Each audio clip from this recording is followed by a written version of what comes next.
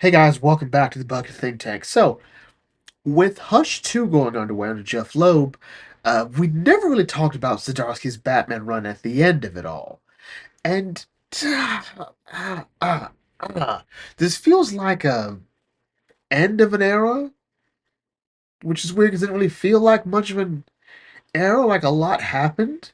But I don't know. I've complained about it enough times, I'm sure you've all heard me. This era of Batman does not feel well. Batman hasn't been the same since about the first quarter of Rebirth. Like, and we're not going to try to blame Tom King for this one this time. We're just looking at Zdarsky's run. So let's just sort of focus on that one. When Chip Zdarsky came onto Batman, I was excited. I was reading his Daredevil run, which got me to read more Daredevil, which I think is a good testament to how much I enjoyed that run. And here it's reading his Marvel 2-in-1 with um wow, I cannot remember their names now. With the Thing and Human Torch, Johnny. They were with Ben and Johnny. I was like, okay, Chip, okay, Chip. Let's see what's going on. So when he was on Batman with Jorge Jimenez's art, like, oh, this is beautiful. I was excited even more hearing about talk about Tim Drake. I'm like, okay, okay, Tim getting some love because out of all the Robins, he tends to just sort of get the shaft. Like ever since New 52 started, it was just poor Tim, poor Tim. But anyway, Zdarsky's Batman run I think had a good start with failsafe, i.e., you know, Penguin kills himself in the hospital. Everyone thinks Batman did it. This activates failsafe, a protocol set up by Batman Zero, who is like this secret personality that Bruce created that was really came into his like highest prominence in Grant Morrison's Batman run. So we had that story too. This sort of felt like a challenge. As sort of Bruce is sort of questioning himself, his viability, his age, and is wondering if he can still keep going, he's now met by pure Batman. And I think what's really great about Bruce versus pure Batman is it sort of creates an actual difference between Bruce and Batman. And I don't think we give that enough credit. We all like the sort of intense, like, there is no real. The real face of Bruce is Batman. Like, Bruce Wayne died on Crime Alley. Batman is the real face. Like, no, no, it's not. No, it's not. It's a cute idea. It really is. But we've seen stories where clearly Bruce is the real face, all right? He's not a playboy. He's also not some Dark Knight. He's somewhere in between that. And, I don't give Christian Bale enough credit for how he tried to portray that in Nolan's Dark Knight trilogy, but whatever. Here we sort of get the difference between the two, and I do like the difference between Batman and Zero R, namely in terms of how Zero R is like everything's about the mission, and these are all soldiers, like the Robins, Batgirls, and Bruce like no, he's not just a soldier, he's my son, and I like that. It's not referring just to Damien, but Tim as well. I like this back and forth here and creating this sort of ultimate counter to Batman.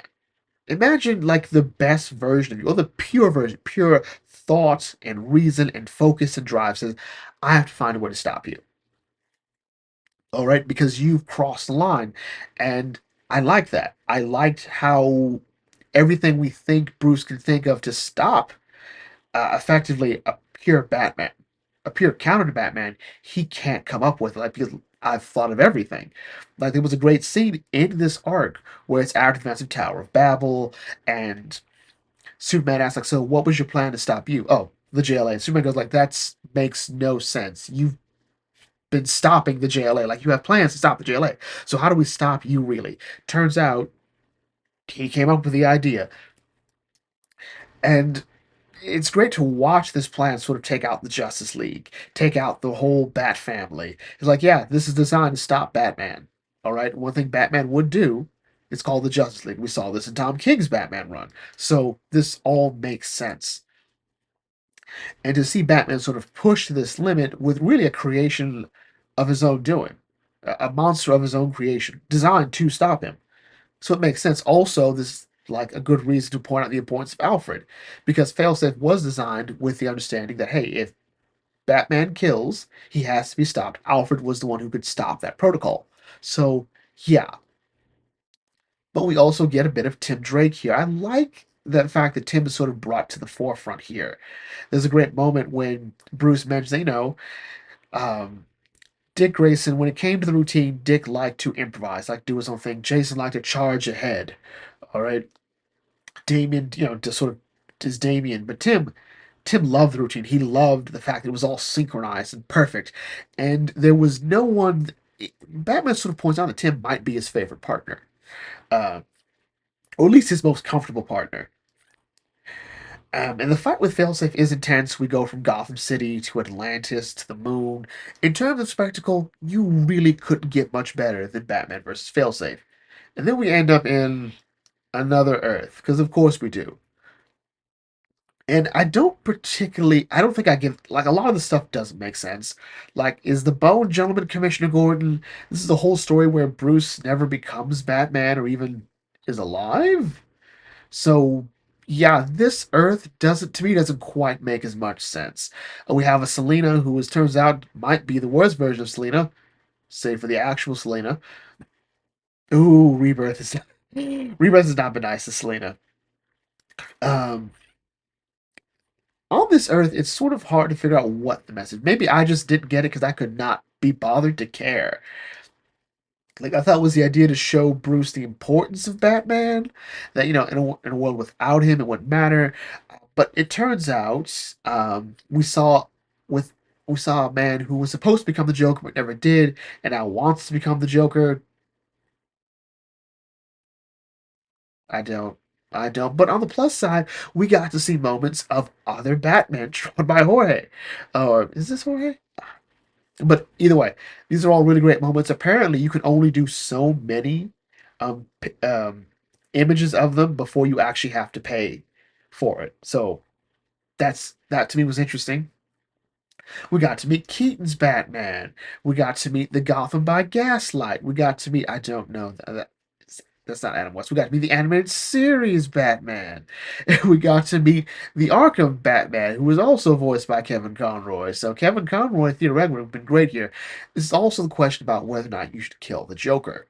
And I think that might be a big through line here. Actually, might be that might be because the whole failsafe story starts with the idea that Batman has killed, ergo he's no one qualified to be Batman. Now the only way to stop this version of Joker might be to kill the Joker, and pretty much all of the Batman are like,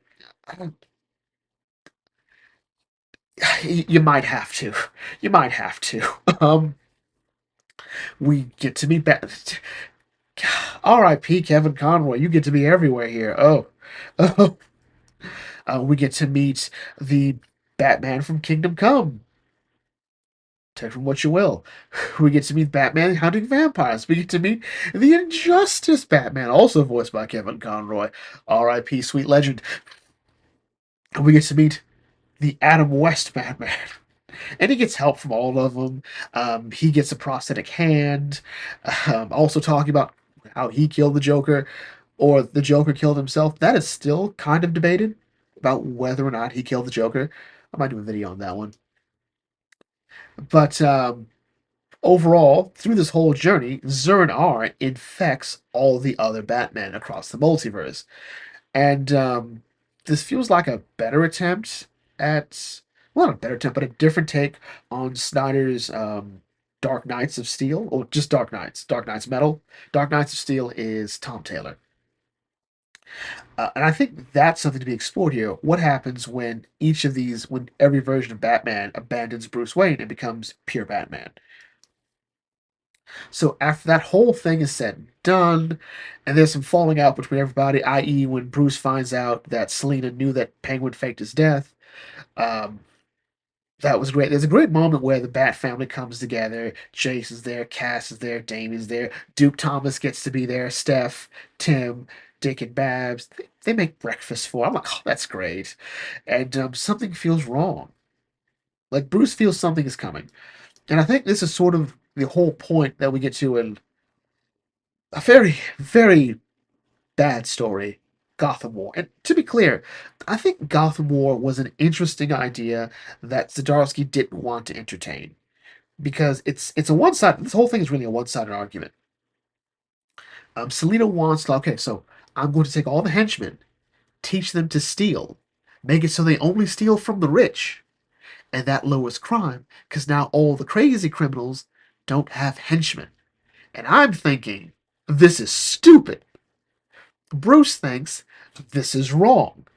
All right, because Selena's asking like, hey, I just want you to not prosecute them, to not go after them. Bruce is like, I'm not, no, I'm not exchanging one crime for another. I think Bruce is very good on this. Tim's like, I'd like to see the data. Siv's like, actually, that sounds great. Bab says that's like pretty much the bulk of the Bat family is against him. The only people that really agree with him are half of Tim, Damien, and Jason. Jason just uses it as an excuse to go hunt down the Joker. Finally, what makes this so interesting is that because one of the henchmen, one of the new thieves, are killed in the course of it, Bruce sort of goes over the edge. He says the mission has been compromised, a life has been lost, and I think Bruce's the problem is like I never get the feeling that there's any idea this could go right. And maybe it's because I've read too many comic books and I'm like, this is not going to work. Um, Ultimately, the story doesn't really address this question, but really, all Gotham War does is sort of serve to send the idea that Zern R is infecting Bruce. He's becoming less Bruce, more Batman. And Vandal Savage is involved here, and I don't. Because there's something in a cave and an item, and he's losing himself, and it doesn't really matter. Like, there could be something there, but I don't know. Then we come to Mind Bomb, which is more about this. Really, the whole Gotham War thing is to show Bruce how far he's fallen, but that he has to sort of accept that he's fallen that way. My mustache is terrible. Uh, what I liked about this story was we were trying to see what happens when Bruce becomes just Batman. All right, he goes off the grid. He's just going. He's not pretending to be, a playboy, philanthropist, or anything. We saw this in what was it? Bruce Wayne Fugitive, Batman Murderer, Bruce Wayne Fugitive. I believe that was the title where Bruce is accused of murder, and he uses it as an excuse to sort of stop being Bruce Wayne and become just Batman. At the end of that story, Bruce accepts, like, hey, you know what? I need to beat Bruce Wayne as much. And I think that back and forth is sort of something DC has struggled with over the years, but whatevs. Or maybe they haven't. Maybe the fan base has sort of struggled with it. But anyway,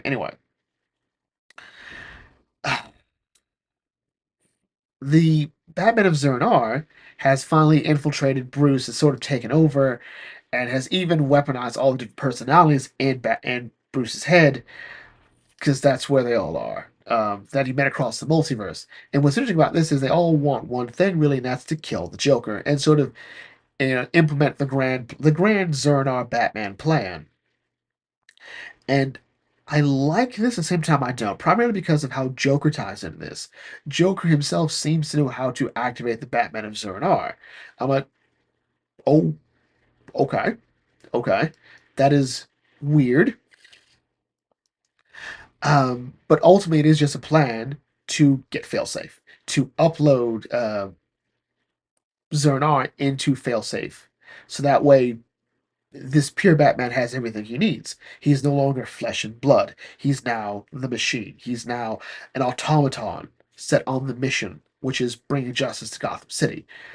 And we then get a whole reveal as to how the Joker plays into this. And honestly, I think this is sort of where I'm a bit lost. Like, I've spent a lot of time trying to sort of defend a lot of what I thought was unfair criticism against Zdarsky's Batman, like the Bat Space thing. Okay, sure, it's a bit ridiculous, but I always give comic books room to be ridiculous.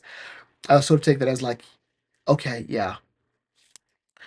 Um, Joker's origin into this and how he became sort of Joker is weird.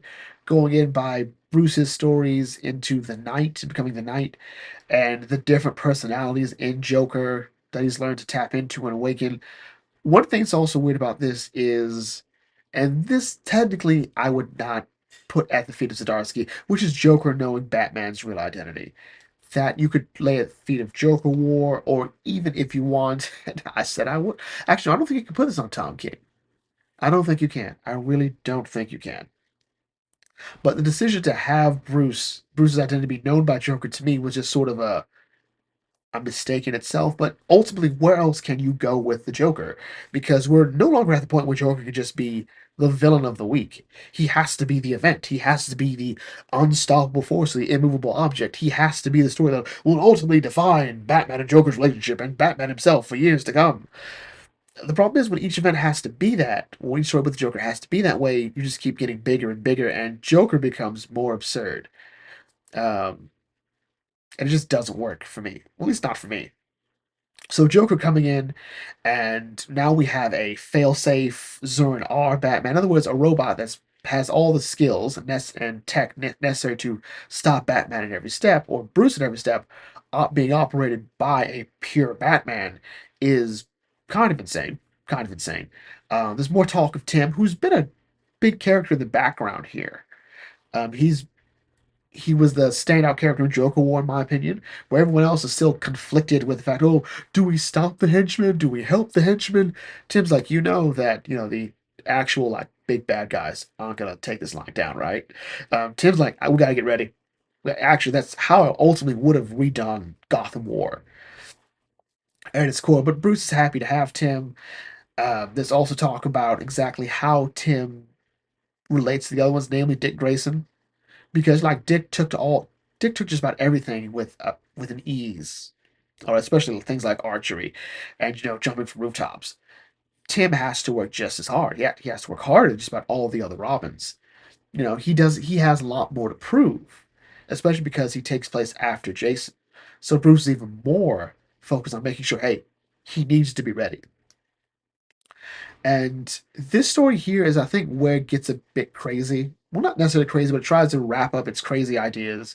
We have a pure Batman operating in a failsafe counter designed to stop anyone, not just Batman, anyone from helping Batman.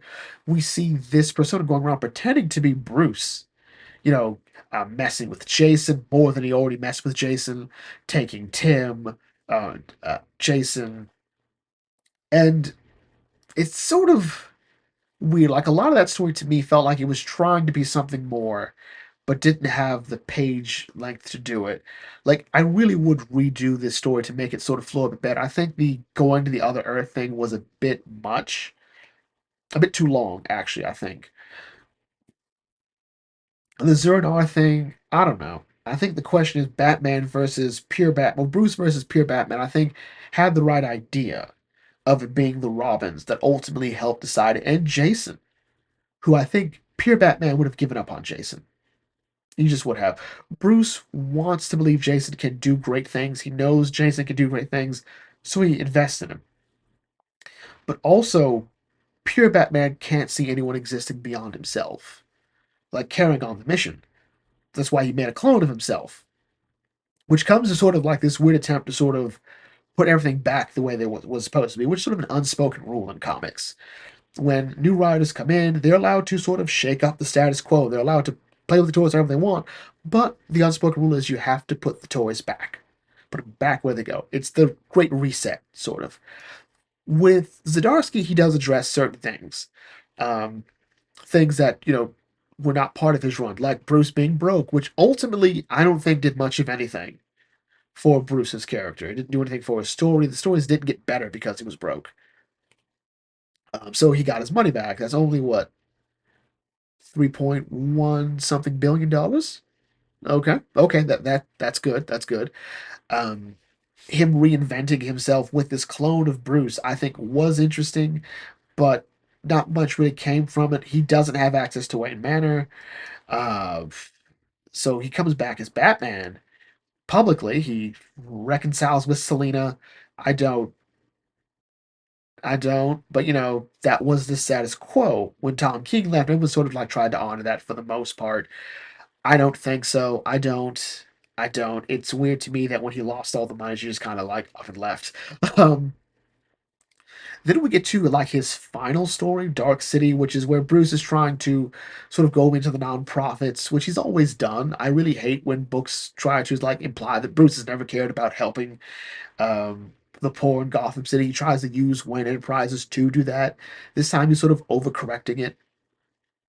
Effectively, we're getting a retread of Scott Snyder's beginning in Batman, where when he was on the book, he like, okay, we're going to um, rebuild the old neighborhoods for good low income housing. I'm like, okay, okay, that's great. And the Court of Owls can't have that.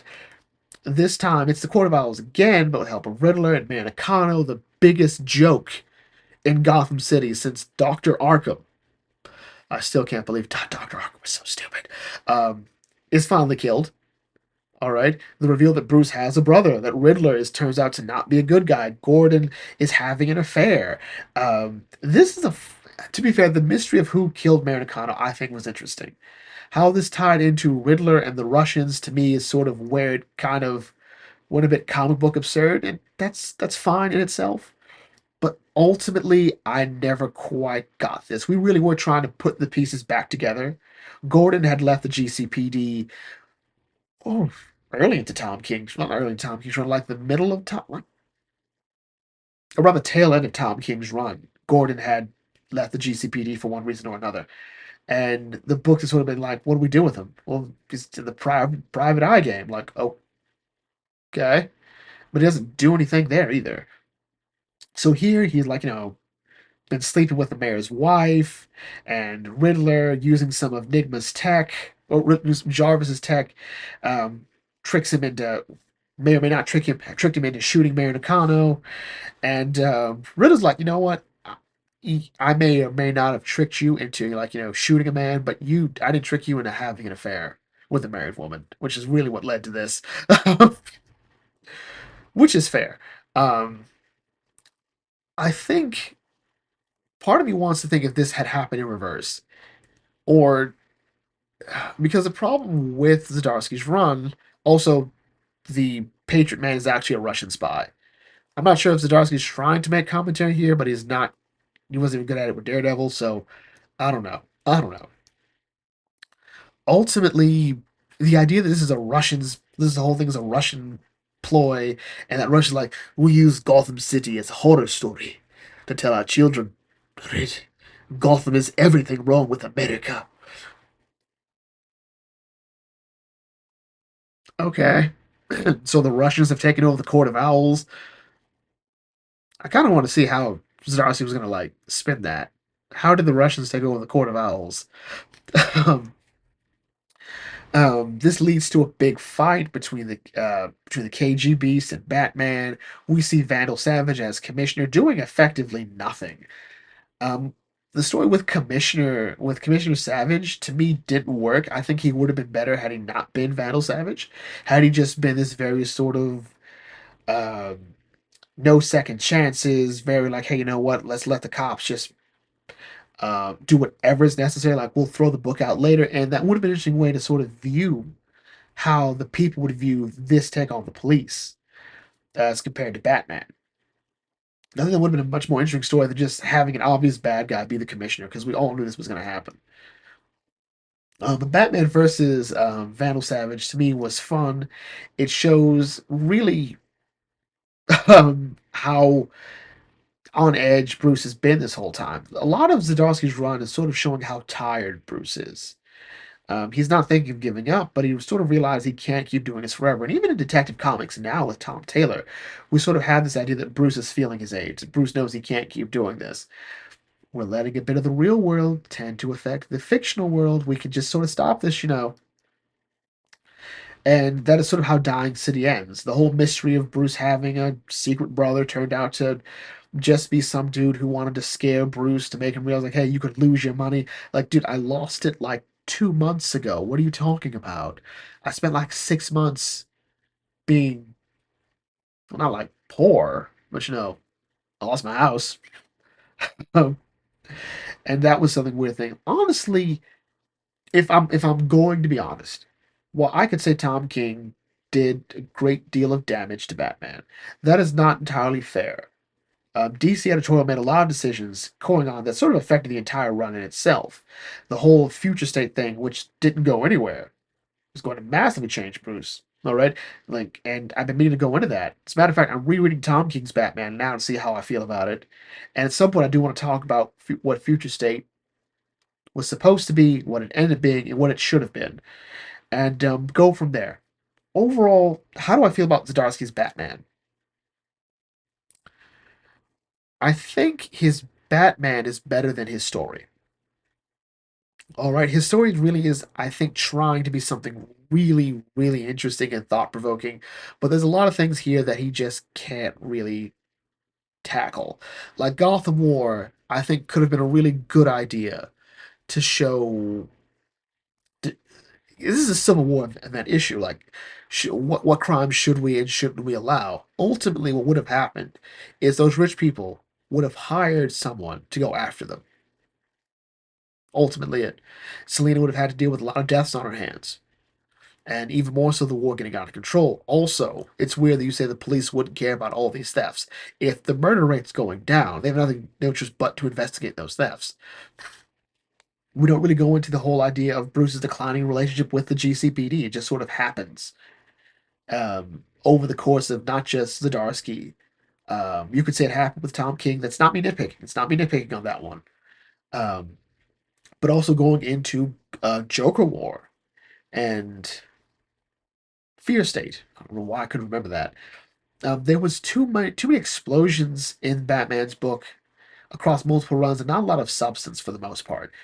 Um, we see Bruce trying to sort of make Gotham City something else, and here he's sort of having put the death of Alfred behind him, or at least beside him. You know, um, I don't quite know what's going on. And actually, that's sort of an interesting thing too. Like a lot of things that have happened to Bruce haven't really had an interesting impact on him the way I think people would think. The death of Alfred, what really came from that at the end of the day? Damian sad. Is Damian in a better place than he was if he was just Robin? I don't think so. Bruce losing his money, what did that ultimately mean? Nothing. Everyone knew he was going to get it back. Um, Losing his money would have actually been a part of Future State. So, Future State? Yeah, Future State. So, we'll never know because that whole idea got dropped. So, I don't entirely know. The Magistrate also was dropped. Um, a whole lot of interesting ideas that maybe had that story or that era been focused on better, maybe we would have hit a bit differently.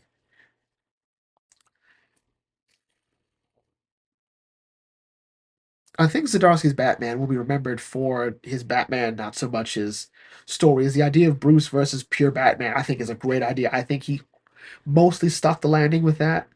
The idea of fail safe, idea of like a Batman obsessed with a mission versus a Bruce Wayne who says Batman should be this or should be that. If you read his story, The Night, which is Zdarsky explaining Bruce's training, I think you get a better take on exactly what Zdarsky wants and how he views Batman and Bruce. I think those two things were pretty interesting. There was some issue like is he making Bruce buy? Ignoring that because I don't think he did, but whatever. Ignoring that, I think that was a decent to really good story. How many times are we going to get Bruce's origin into becoming Batman? Who knows? But this to me was the first time we actually got him becoming, acquiring all the skills. Usually we get them after the fact. You're like, oh, I trained with Ducard or the League of Assassins, or Ducard was the League of Assassins, and you go from there. Ultimately, I think Zdarsky's Batman will be forgotten. I think that's kind of it. There'll be some cool moments. Again, seeing the Arkham Batman, the Dark Knight Returns Batman, the Adam West Batman, all in one story, I think was cool. We'll remember Batman Zero and R, we'll remember Failsafe, but I think people mostly try to move a lot of this in the back of their minds. And we'll remember Gotham War as a failed experiment. So anyway, with that in mind, this brings to a close. What did you guys think of Zdarsky's Batman? Did you like it? Did you hate it? Leave your thoughts in the comment section. I'll catch you all later. This is Debugger Think Tank signing off. Thanks for watching. As always, may your fandom serve you well.